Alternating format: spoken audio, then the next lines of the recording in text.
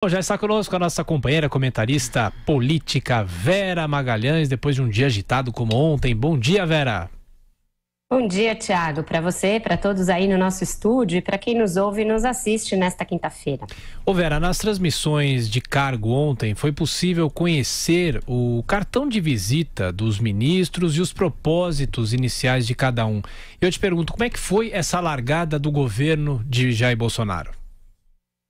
É bom esse termo que você utilizou, Thiago, cartão de visita, né? Os discursos dos ministros nada mais são do que cartas de intenções, são ali os seus passos iniciais, não necessariamente vão resultar em tudo aquilo que eles propõem, mas é importante para que a população como um todo conheça quem são os novos ocupantes do poder, quem são essas pessoas que foram designadas para cumprir um projeto que é muito ousado de mudança, né? A gente vinha em um ciclo político, econômico e social que era social-democrata, mais social e democrata ainda no PSDB, um pouco mais à esquerda com o PT, mas que não tinha muita mudança de matiz ideológico. Agora a gente tem um governo de centro-direita, um governo de viés conservador, liberal na economia. Isso traz muitas mudanças, deve impactar de uma forma bastante importante vários setores da vida nacional.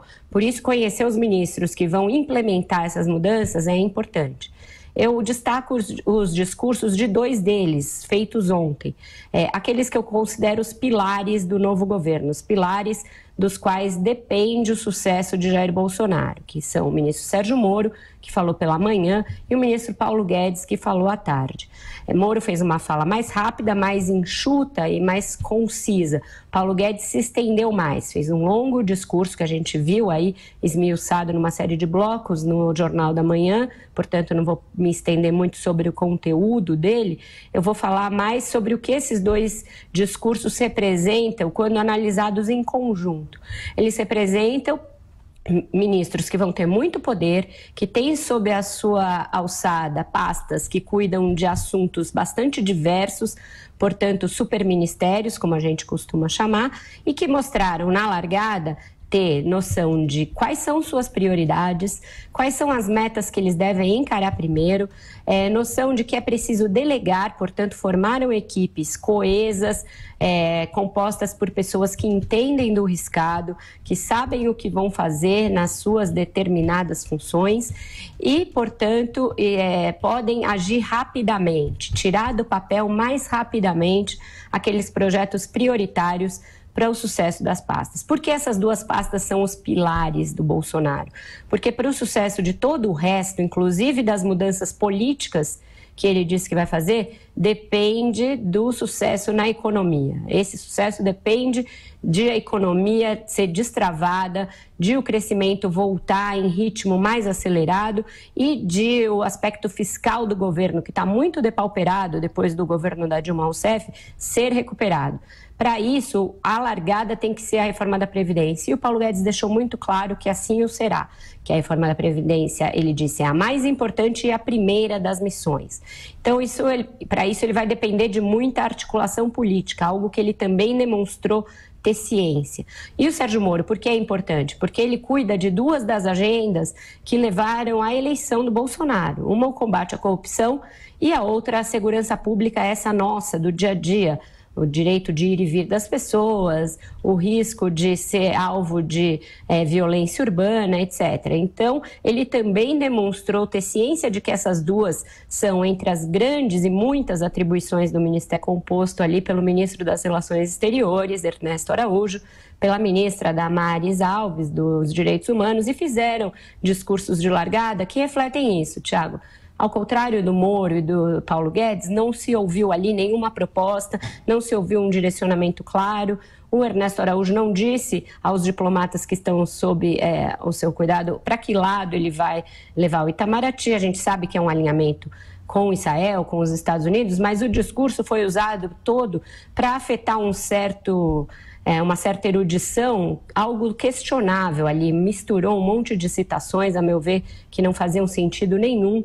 Muita gente ficou ouvindo aquilo, foi longo, foi autorreferente, foi emocionado num tom meio cafona e piegas e não disse a que veio. Então, eu acho que fica muito claro ali que tem um bloco de ministros que é para animar a torcida, esse bloco mais ideológico, que corre o risco de virar caricato com o tempo, se não tiver metas claras, e um bloco, esse sim, técnico, apurado, composto por pessoas de vários locais que eles foram buscar, os que têm mais expertise em cada área, que, se conseguir tirar do papel as medidas, tem uma boa chance de entrar por um caminho virtuoso. Tiago.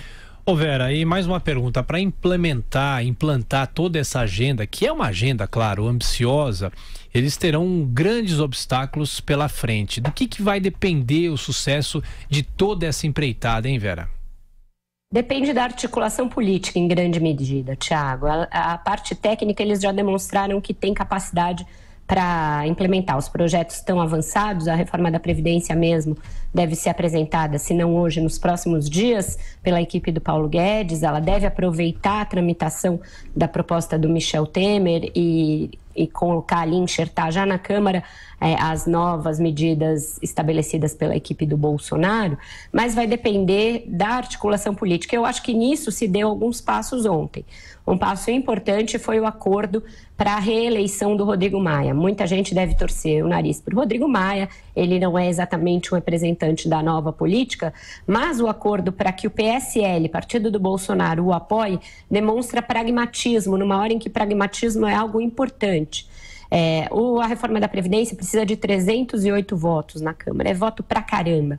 Rodrigo Maia é alguém que tem influência em várias bancadas, não só as que vão ser governistas, mas também na oposição.